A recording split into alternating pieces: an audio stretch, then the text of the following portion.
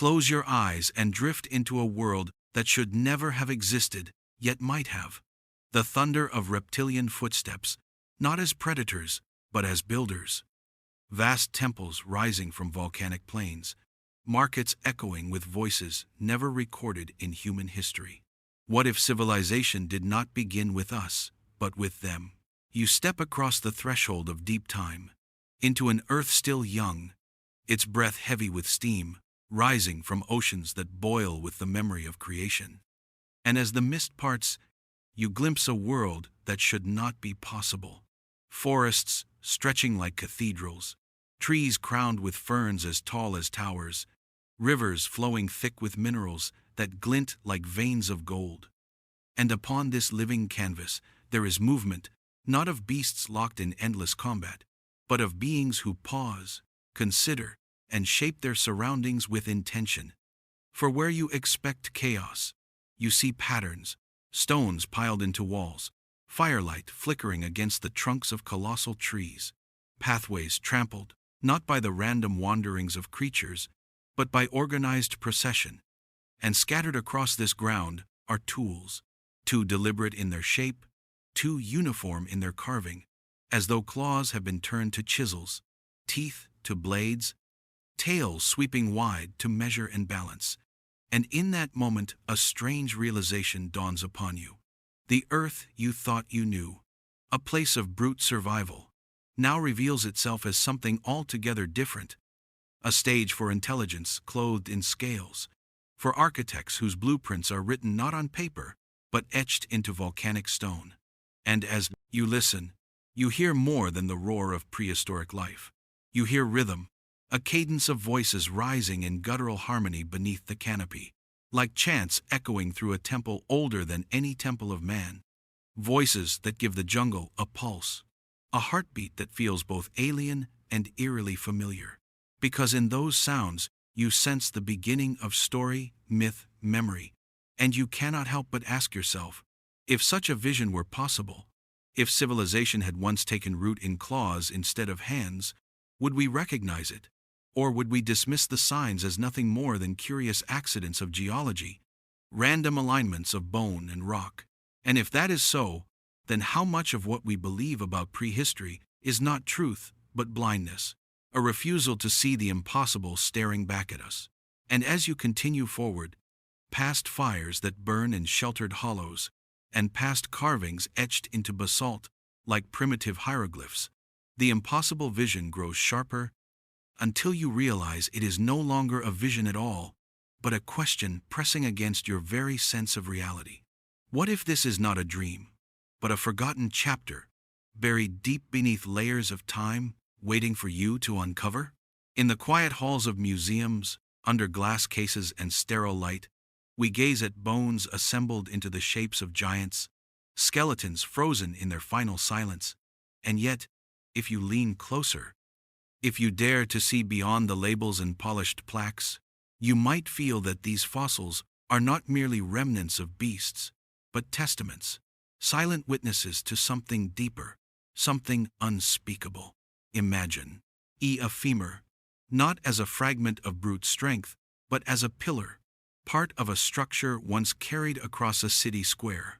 A jawbone, not just a predator's maw, but perhaps the shattered keystone of an arch. A ribcage that when seen from another angle resembles the vault of a dome, and as your eyes travel over their surfaces, you notice the marks, scratches that scientists tell us are the work of erosion or ancient scavengers, but to you they look deliberate, etched with purpose, as though telling a story in a language we can no longer read. And the thought takes hold that maybe these bones were not left behind by nature's accident, but arranged, preserved, even sculpted by the creatures themselves, guardians of memory who sought to leave behind a record before the fire in the sky brought their end. And you feel the air grow heavy, as though each fossil whispers a wordless confession. We were here, we lived, we built, and you have mistaken our monuments for our bodies. And suddenly the idea of extinction feels incomplete, too convenient. Because what if the asteroid we speak of as their tomb was only the final stroke in a long history erased, And the fossils we cling to are not just bones, but ruins. Ruins buried in sediment, stripped of context, leaving us blind to the civilization that may once have thrived. And as you stand there, surrounded by skeletal guardians, you realize how easily truth can be hidden in plain sight, how fragile memory becomes when stripped of its storytellers, and you feel almost ashamed of the arrogance that assumes humanity alone writes history, that only our hands could build, that only our voices could dream, because here, under the silent watch of bones, you sense a great irony. We search for life beyond the stars, while perhaps the echoes of the first civilization lie beneath our feet, whispering to us from stone and fossil, waiting for ears willing to hear. Across the ancient world, from the deserts of Mesopotamia to the jungles of Mesoamerica, from the icy rivers of the Norse north to the humid valleys of China, stories coil like serpents through time, stories of dragons with jewel-bright scales, of serpent kings who taught mankind the secrets of fire, of great lizard gods who demanded temples raised in their honor. And though scholars assure us these are nothing more than symbols or fearful imaginings, you begin to wonder if myths are not inventions at all, but faint echoes of a memory too strange to survive unaltered, a memory refracted through culture after culture until it became legend. And as you listen to these tales whispered across centuries, you notice how similar they are, how the dragon in one land breathes fire, while in another, it brings wisdom, how the feathered serpent of Mesoamerica descends from the stars to teach order and balance, how in ancient India, the Nagas slithered between divine and mortal realms, guardians of hidden knowledge. And in every one of these tales, there is not simply a beast, but a teacher, not a monster, but a ruler, a scaled sovereign standing above mankind, with a wisdom we can barely imagine. And suddenly the thought arises, what if these are not fables, but fossils of memory, carried through generations of survivors who once looked upon the builders of a reptilian civilization with awe and terror, passing the story forward until truth became metaphor, until memory became myth? And you picture those first humans huddled by firelight, gazing at ruins too vast and strange for their comprehension, ruins perhaps left behind by scaled architects, and the only way to hold that mystery was through story. So they told of dragons who demanded offerings, of serpents who whispered laws, of reptilian kings who walked between worlds. And those myths hardened over time, carved into stone, written into sacred texts, surviving even after the ruins themselves crumbled away. And now, thousands of years later, we read them as superstition, never pausing to consider that they may be the most fragile form of history, one preserved not in fossils or monuments, but in words, in imagination, in fear. And as you hear these overlapping voices of myth, you feel a strange stirring in yourself, as though part of you already knows, as though deep within your bones lies a recognition you cannot explain, that perhaps mankind's earliest dreams were not dreams at all, but memories handed down in whispers, a testimony that the world we inherit is layered with forgotten empires. And in those myths, you can almost hear them breathe again. Imagine for a moment the claw not as a weapon tearing flesh in the frenzy of survival, but as a tool guided by intent, curved talons striking sparks from stone, carving symbols into bark, chiseling designs into rock with patience and rhythm. And in this vision, the earth becomes a vast workshop, where intelligence leaves its trace in every groove, every deliberate mark, and you walk among these beings with their scaled hands extended, not to strike, but to craft, watching as they use tails to balance massive stones, jaws to grip and shape timber, talons to scrape maps into the earth. And suddenly, what once seemed impossible becomes natural. For why should tools be bound to human fingers alone, when claws themselves could act as instruments of design?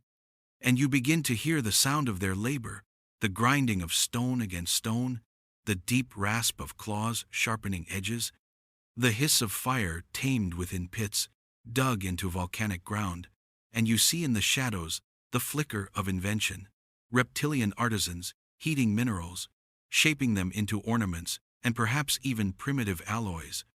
While their architects align megaliths with the stars, their astronomers reading constellations with slit-pupiled eyes, and the thought coils tighter. If they had time enough, if evolution had blessed them not only with strength but with patience, what wonders might they have raised? What cities could have risen across the volcanic plains? What temples might still lie beneath layers of ash and ocean silt, waiting to be rediscovered? And then, a darker realization sets in, that perhaps traces of their work already have been found. Strange markings on cave walls dismissed as scratches, geometric patterns on fossilized rock, explained away as erosion, carvings too old to belong to us labeled as coincidence, because the narrative of history cannot allow such heresy. Yet still those scratches remain, stubborn, undeniable, whispering in silence, "We were here, we built, we dreamed." And as you picture their world, you feel a pull of kinship, for though their bodies are alien, their drive is not. The drive to transform nature into meaning, to reach beyond the immediate hunger of survival, and inscribe themselves upon eternity. And in that shared hunger for legacy, you realize the chasm between man and dinosaur is not as wide as we imagine, for technology is not only iron or electricity. It is the moment a creature chooses to shape the world outside itself. And in the curl of those claws, in the rhythm of those scratches, in the deep, guttural songs rising over firelit nights, you can almost hear the first machines, the first calendars, the first steps of a civilization not unlike our own. Beneath the crust of time, under mountains long since cooled, and valleys swallowed by jungle, there may lie a city no eye has seen for millions of years.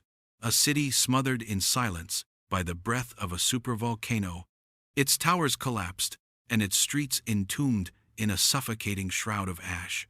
And you imagine stepping into that darkness, brushing away soot and stone, to reveal avenues paved not by human hand, but by claw, thoroughfares that once carried reptilian processions, draped in woven fronds, and crowned with bone and gold. Where market stalls once overflowed with the shimmer of obsidian tools, and carved shells traded as currency. And at the city's heart, a temple rises, its stairways broad enough for massive bodies, its walls etched with spirals that catch the light of lava fires, spirals that speak of cycles, of endings and beginnings, of stars falling from heaven as warnings to their kind. And as you walk deeper into this buried metropolis, you hear the echo of daily life, frozen in time, the hiss of water boiling in clay vessels, the rasp of claws scratching records onto softened bark, the murmur of guttural voices carrying news across stone plazas, all of it silenced in a single night, when the sky turned red and ash rained down like judgment. And you see in your mind the panic, the scramble of scaled citizens clutching their young, artisans abandoning half-carved tablets, priests lifting their gaze to a darkened sun, knowing that the fire they worshipped had turned against them, and in that instant the city was swallowed, erased not by war but by the earth itself, sealed away so completely that all that remains are fragments, shards of volcanic glass bearing strange marks, fossils found in unnatural alignment, rumors of stone beneath stone in places no one dares to dig, and you begin to wonder, if such a city lies hidden still, how fragile our own towers would look beside it, how small our skyscrapers might seem when measured against a civilization erased so thoroughly it became a myth before we even existed. And perhaps the greatest tragedy is not that the city perished, but that we have forgotten it ever was, that its ashes lie beneath our feet, whispering in silence that civilizations, no matter how great, can vanish in a breath, leaving only questions for those who come after. Questions that echo tonight in your imagination as you stand on the threshold of time, wondering what it would feel like to touch a stone once laid by claws in an age before our kind. Picture the final dawn of their world, when the sun rose through a veil of dust, and the air carried the taste of iron and ash, and across the reptilian cities the silence began to spread, first as a pause, then as a hush, then as the great muting of life itself. For the asteroid that science tells us ended.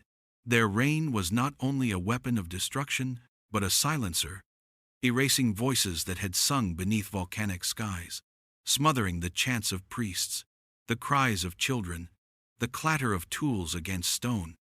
And as you imagine this moment, you feel the weight of it, the terror of a people who look skyward, not with wonder, but with horror, as fire rained from the heavens, whole forests igniting in an instant, oceans boiling at their edges, night falling in the middle of the day, and in that endless twilight, their cities faltered, their temples cracked, their markets went empty, and one by one the voices of an entire civilization faded, until only the wind remained to mourn them, carrying ash across continents as though scattering their memory like dust.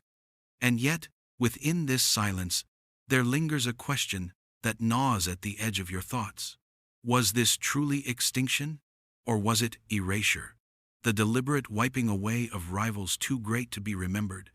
For history is written not only in bones but in what survives, and if their works, their tools, their words were lost beneath mountains of fire, then the silence we inherit is not a void but a wall, a barrier hiding the truth of a people who once dreamed as we do. And in that wall of silence we can almost hear something else, the echo of their last attempts to resist forgetting, to carve their story into stone, to bury records in caves, to leave fossils aligned in patterns that might one day be recognized as deliberate. And suddenly, you feel as if the earth itself is complicit in their burial, a planet turning its face away from its first children, hiding their legacy beneath shifting tectonic plates and rivers of lava, until only fragments remain. Fragments so strange we dismiss them as accidents, coincidences, nothing more. But deep inside, you sense that silence is never empty. It is always filled with ghosts. And tonight the ghosts of that extinction press closer, whispering of a time when their voices filled the air, and though you cannot hear the words, you understand the plea. Remember us, for the silence is not our end, it is only your beginning. Walk with me into the dim silence of a canyon where the cliffs rise like ancient walls, their faces etched with the scars of deep time.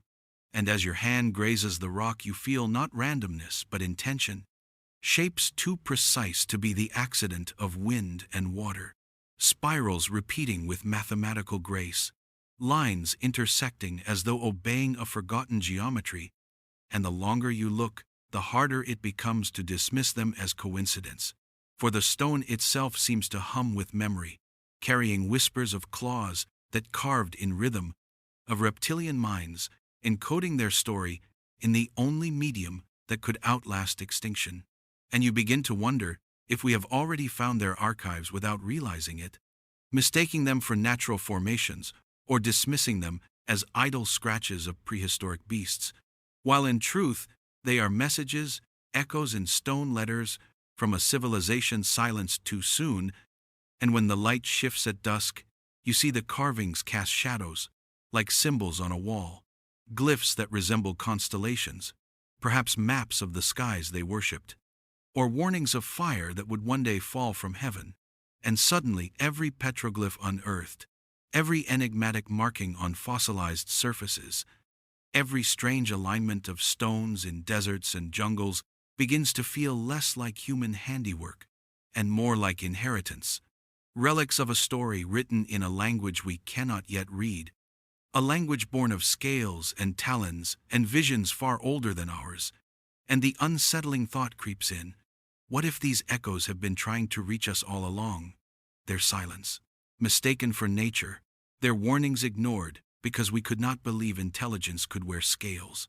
And as you linger in this canyon, you sense them around you, not as ghosts, but as presences woven into the rock, patient, enduring, waiting. And you hear in your imagination the rasp of claws dragging across stone, slow and deliberate, marking cycles of stars, charting seasons, counting the years in grooves that could outlive fire and flood. And when you step back, you see that these echoes are not fragments at all, but patterns. Patterns stretching across continents, from spirals in Europe to lattices in Africa, to serpent-shaped mounds in the Americas, all repeating, all resonant, all pointing to something we cannot yet grasp. And in that realization comes a shiver of awe. For the stone you touch may not be mute, it may be singing, softly, in a tongue your bones almost remember, urging you to look closer, to listen harder, because in its silence lies a voice, and in its weight lies a truth. Civilizations may die, but their echoes endure in the bones of the earth. Picture a room filled with the brightest minds of their age, professors hunched over dusty manuscripts, geologists with stone samples still flaking in their hands, archaeologists carefully brushing away centuries of soil to reveal something that should not exist. And in their faces you see not triumph, but hesitation. Because the evidence before them points to a conclusion they dare not voice aloud. That intelligence on this earth may not have begun with us.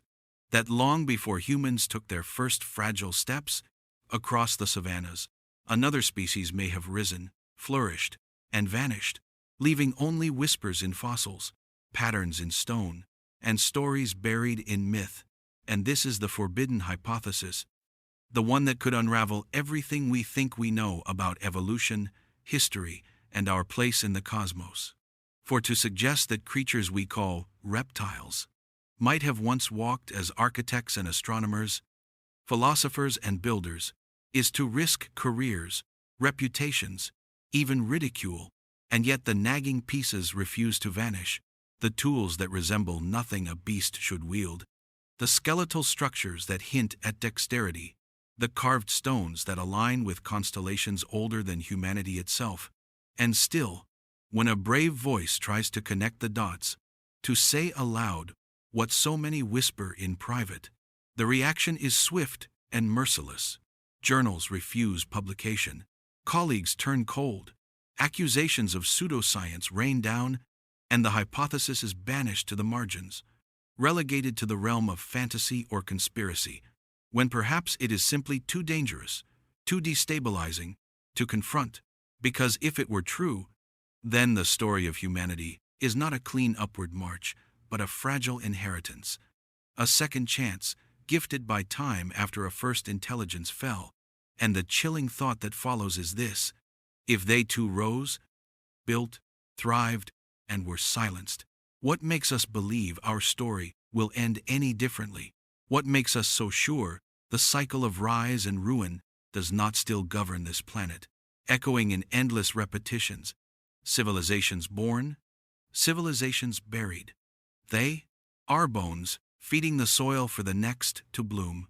And as you imagine these scholars locked in quiet debate, some trembling with fear, others burning with conviction, you realize this hypothesis is not simply forbidden because it offends pride or power, but because it touches something deeper: our fear of impermanence, our dread that the world is not ours to master but merely to borrow, that we too are temporary scribbles in stone, waiting to be weathered away.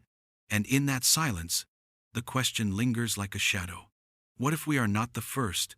And what if we will not be the last?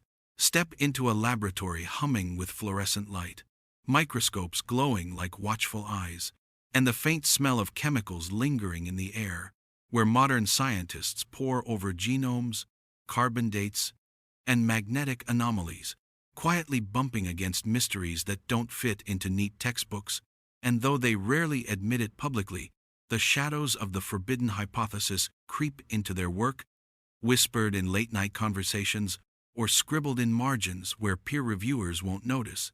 For the anomalies are their fossils with microscopic tool marks, mineral deposits fused at temperatures no primitive process could achieve, cave paintings that seem to depict not just beasts, but beings, elongated forms, with intelligence shining in the curve of their hands and the tilt of their eyes. And each time a graduate student dares to point them out, the answer is the same: error, contamination, coincidence. anything but the idea that another intelligence once walked here. Yet, the more the evidence I quote, it's dismissed, the more it gathers, heavy and unyielding, like stones piling into a cairn on a lonely hill, and one can almost hear the scientists' hearts pounding as they glance around the lab, knowing what they've seen, but fearing what would happen if they said it. For in modern science, reputation is currency, and to gamble it on such a dangerous idea is professional suicide, so instead the anomalies are filed away, buried in appendices, locked in archives, where only the most determined seekers will stumble upon them. And so the shadows persist, growing darker with every discovery, until you begin to wonder if some scientists, in their silence, are protecting not only themselves but the world at large, holding back knowledge that might unravel our fragile faith in human uniqueness. For what would happen if it were proven, undeniably, that intelligence is not a singular gift, but a recurring phenomenon, that the universe, or at least the Earth, breeds civilizations like forests breed trees, each destined to flourish and fall in turn, their roots interwoven beneath the soil of history. And as you watch these scientists in their quiet tension, some daring to push forward in secret, others retreating into the safety of consensus, you sense the enormity of what lies just beyond their reach. Like a truth waiting in the wings, its outline flickering in the shadows of modern science, its presence undeniable yet unspoken, demanding, patiently, that one day we turn and face it, no matter the cost. Imagine standing at the edge of a crumbling ruin, the air thick with the scent of dust, a planed, endy moss, stones, half buried in earth that has swallowed empires whole.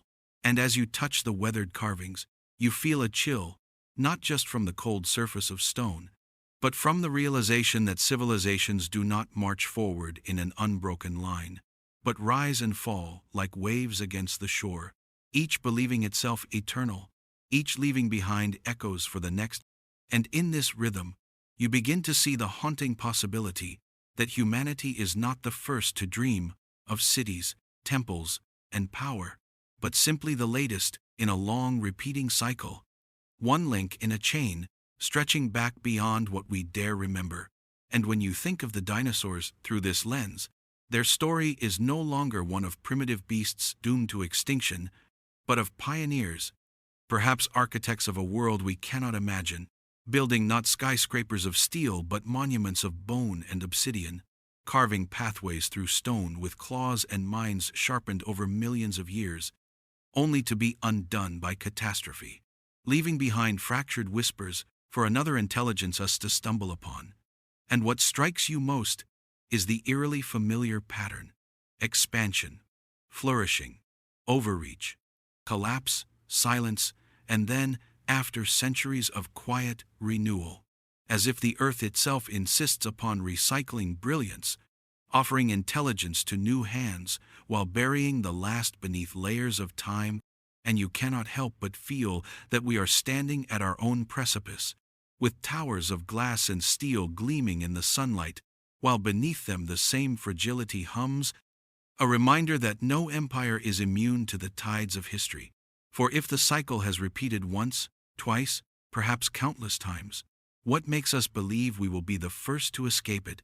And as this question lingers, the ruins around you seem to shift in your mind, not relics of forgotten human empires, but possible remnants of older, stranger ones, their shapes distorted by time, until their true architects are lost to memory. And suddenly, the cycle feels less like a pattern and more like a warning, etched across the ages.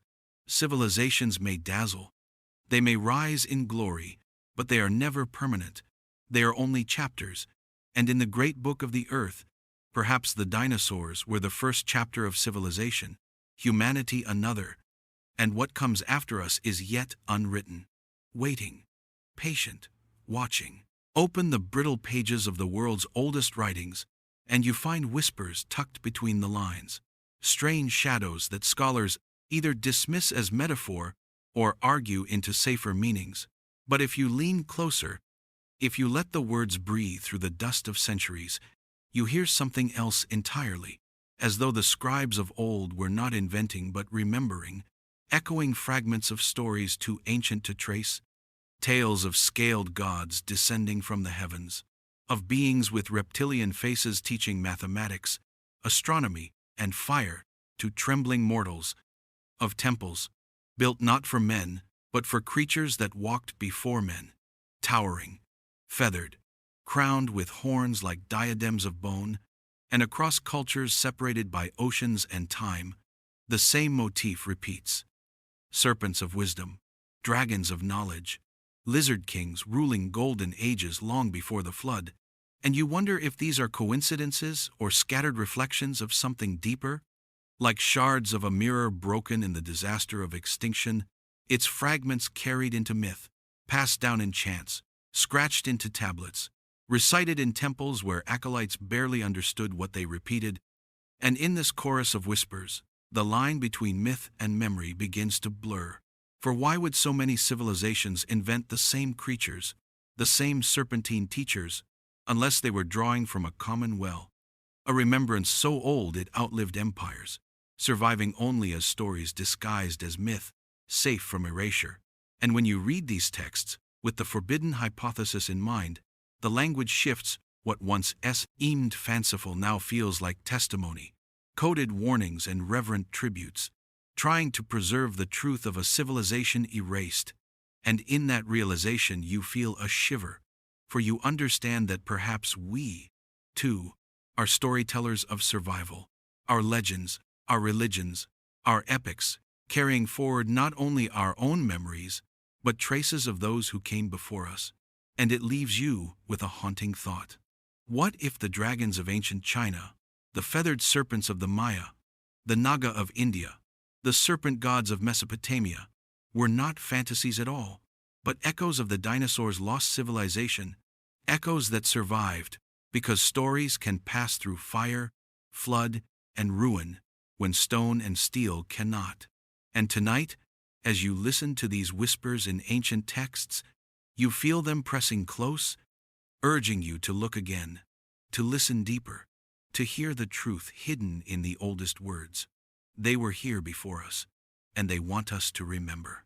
If this journey into the lost world of dinosaurs as a civilization sparked your imagination, make sure to subscribe for more mystery documentaries, ancient history secrets, and speculative explorations. Every week, we peel back the layers of forgotten worlds, real and imagined, so you never miss a hidden truth waiting in the shadows.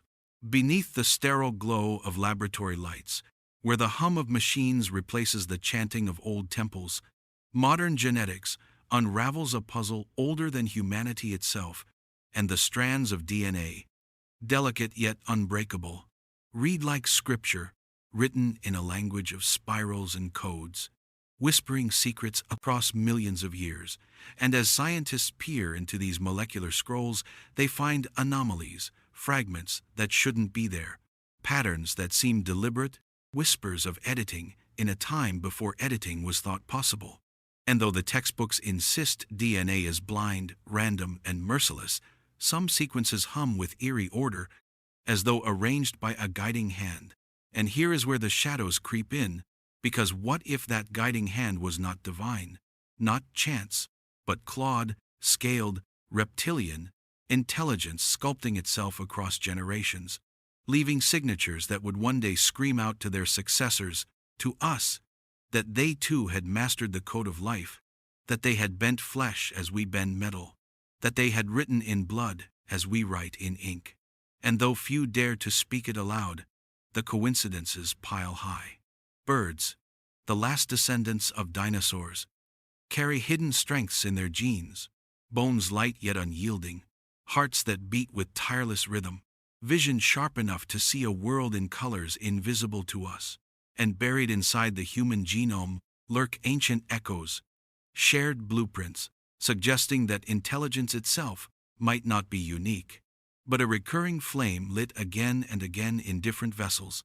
And you begin to wonder, with a shiver, if the strange leaps in evolution, the sudden bloom of brain size, the inexplicable gaps in the fossil record, the bursts of creativity and survival, are not random at all but fingerprints, markers of intervention, nudges left by an ancient hand, guiding us as their successors, perhaps even their inheritors. And as thought coils through your mind, you see the laboratory not as sterile but sacred, a place where priests in white coats decode what might be the last messages of the reptilian architects, hidden not in stone or myth, but in the very marrow of our being. And it leaves you with a haunting question. When we look in the mirror, whose reflection are we truly seeing, our own, or the echo of those who came before? Imagine stepping into the ruins of an ancient temple, not one built by human hands, but one carved into the very bones of the earth, its walls aligned with the solstices, its chambers echoing with the geometry of the stars. And though time has eroded its edges, the design still speaks a language of symmetry and shadow, of stone and silence, a cathedral not to gods but to eternity itself. And as you run your fingers along the grooves etched deep into its surface, you realize they are more than decoration.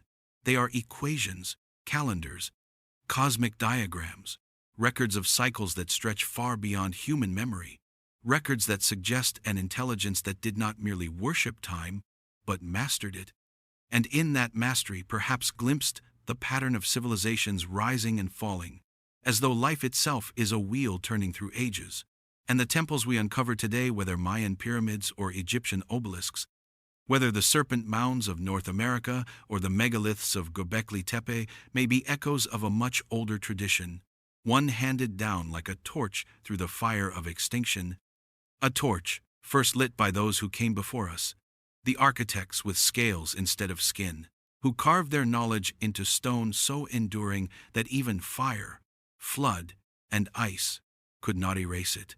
And suddenly you see the ruins not as human invention, but as continuations, as inheritors' attempts to keep the memory alive. Their stones aligned with stars, not because of superstition, but because of remembrance, because the first civilization taught them to measure time not as days and years, but as vast epochs, cycles where worlds end and begin again. And as you stand in this imagined temple, listening to the silent pulse of eternity carved into stone, you feel the weight of that knowledge pressing on your chest, whispering that the very ground beneath your feet is littered with messages we only have to decipher, warnings and promises left by beings who knew what was coming, who had already watched worlds burn, who had already heard the silence of extinction, and sought to ensure their voice, their story, their cycle would not vanish. And in that moment, you cannot help but wonder if every temple on earth, every monument pointing skyward, is not simply a human triumph, but a shared memory, an inheritance passed down across ages, urging us to remember that time does not belong to us. It belongs to the earth, and the earth remembers everything. It begins with a tremor, faint at first, the kind that rattles cups on stone tables and makes children laugh nervously. But soon the tremor deepens into a roar that shakes mountains, splits valleys, and turns entire cities into seas of crumbling stone. And the great civilization, scaled, feathered, clawed, brilliant, feels the ground betray them, the very earth that once carried their temples and monuments, now rebelling, heaving, as if some ancient heartbeat beneath the crust has grown restless, and the skies above mirror the chaos below, blackening with ash and storms, lightning tearing through the clouds like divine anger. And though they had studied the cycles of time, though their temples recorded the movements of stars and the warnings etched into stone, even the wisest among them could not stop the earth from trembling, could not hold back the tidal waves that swallowed coasts, or the volcanoes that spat rivers of fire across plains. And as the ground opened beneath their feet, as their world turned into a living nightmare, what must they have felt in that moment? Was it despair, rage, denial, or the same helpless awe that we would feel if our towers of glass and steel began to collapse around us, leaving us no more powerful than the creatures we believed ourselves to rule? And you can almost hear their cries echoing through the ages, a chorus of voices silenced by the growl of the earth itself. And yet, within the chaos, there lingers a deeper question. Was this destruction random? A cruel twist of fate? Or was it the completion of a cycle they themselves had foreseen? A reset written into the laws of the cosmos, one they prepared for in temples, in myths, in stone, hoping that what they could not survive, their memory might.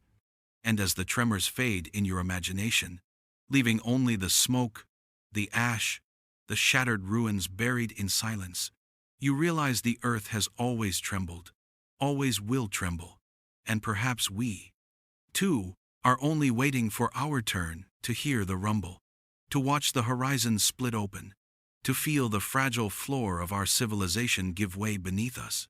When the trembling ceased and the skies finally cleared, when the fires dimmed to smoldering embers and the oceans calmed their furious tides, the survivors emerged not as triumphant rulers, but as weary shadows of what they once had been, their proud temples shattered, their libraries of stone buried beneath mountains of ash, their numbers reduced to fragments of a once great people, yet still they endured, clinging to survival with claws dulled by hunger and wings heavy with ash.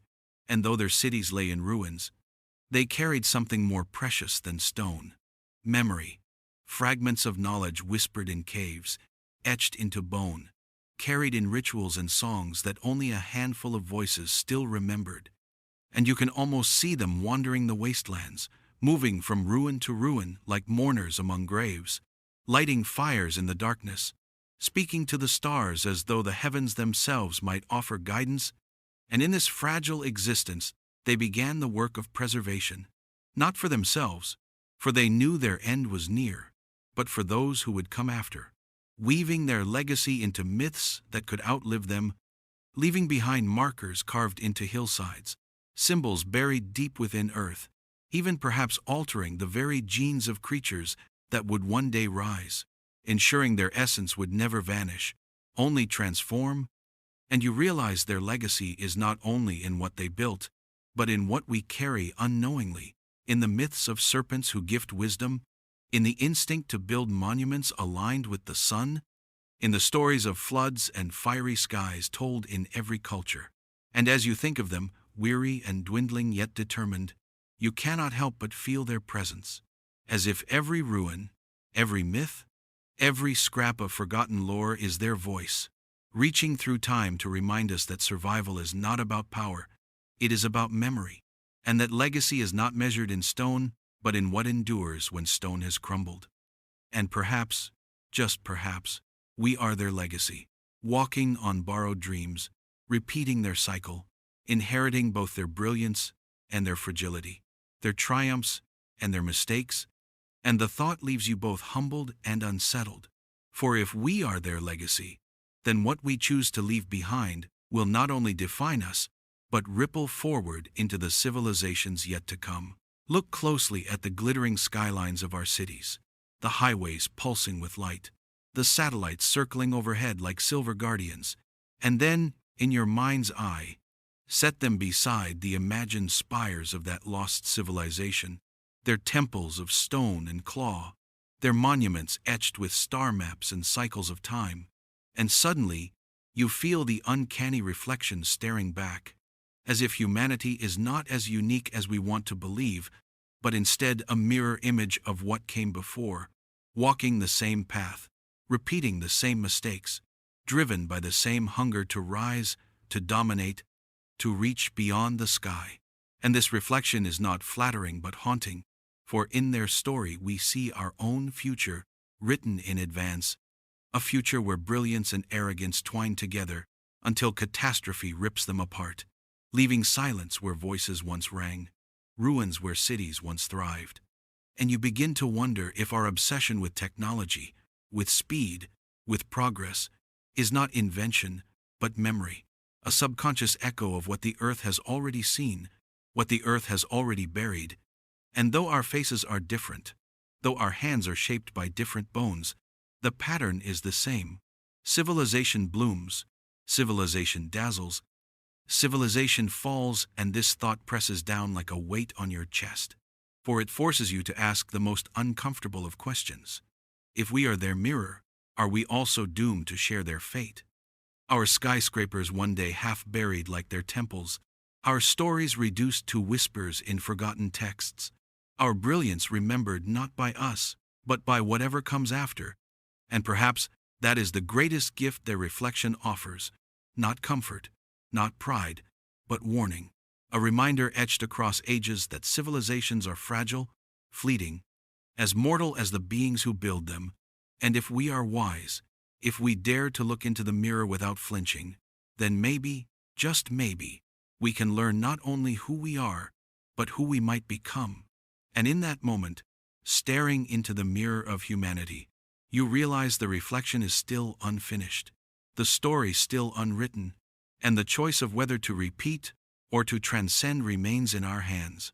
And so, after wandering through echoes of stone, forbidden hypotheses, shattered cycles, whispered texts, trembling earth, and legacies of survivors, we arrive here. Standing at the edge of the greatest mystery, the final question that lingers like smoke on the horizon. Are we the first, or merely the latest, to walk this path of creation and destruction, of brilliance and downfall, of rise and ruin? And if we are not the first, then what becomes of us when our time ends? Will the cities we love, the bridges we build, the dreams we chase dissolve into dust, leaving only fragments for another species, another mind, another voice to uncover millions of years from now, just as we chase the shadows of those who came before? And if this is the cycle, then is it not arrogance to assume permanence, to believe our skyscrapers are eternal, our satellites invincible, when time itself swallows all? And yet in the same breath this question does not only haunt, it humbles, it inspires, for it dares us to think not of endings but of responsibility, to ask whether we can learn from the mirror, break the cycle, steer a different course, where knowledge is not lost but carried forward, where memory survives catastrophe, where we preserve not just our monuments but our wisdom, our kindness, our humanity, so that if there is another who comes after us, they do not find ruins but inheritance. And perhaps this is why we tell stories, why we search ruins, why we look to the stars, because in the end, survival is not just about enduring, but about remembering, about passing the torch of who we are to whoever will hold it next. And maybe, just maybe, that is the answer to the final question. It does not matter if we are the first or the 100th.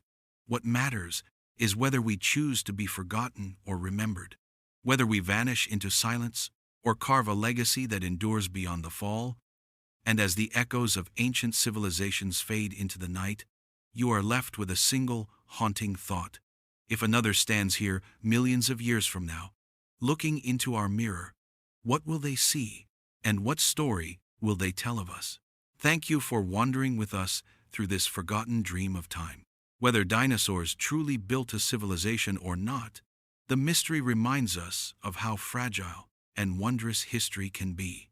Keep exploring, keep questioning, and let your imagination travel beyond the limits of recorded history. This has been another journey into the mysteries of lost civilizations, ancient myths, and speculative history. Until next time, let the echoes of the past guide your dreams.